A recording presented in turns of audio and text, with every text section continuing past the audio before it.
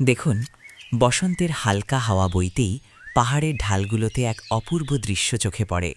কক্সকোম ফুলের নরম দোদুল্যমান পাপড়ি, যাদের ডগায় থাকে হালকা গোলাপি আভা।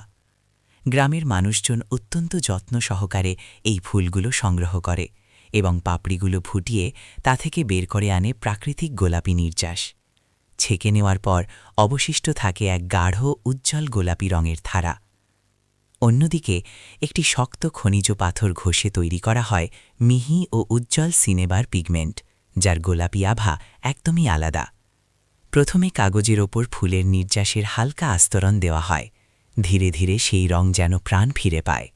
তারপর তার ওপর বসানো হয় সিনেবারের সুগঠিত স্তর, যা রংটিকে আরও গাঢ়, দীর্ঘস্থায়ী এবং প্রাকৃতিক করে তোলে। এই পদ্ধতি আজকের নয়, প্রাচীনকাল থেকে চলে আসা এক সূক্ষ্ম শিল্প, যা বিয়ের নিমন্ত্রণপত্র, শুভ অনুষ্ঠানের ব্যানার এবং বিশেষ লিপিকাজ বা ক্যালিগ্রাফির জন্য ব্যবহৃত হতো। কখনো কখনো এতে সোনার মিহি কারুকাজও যোগ করা হয়।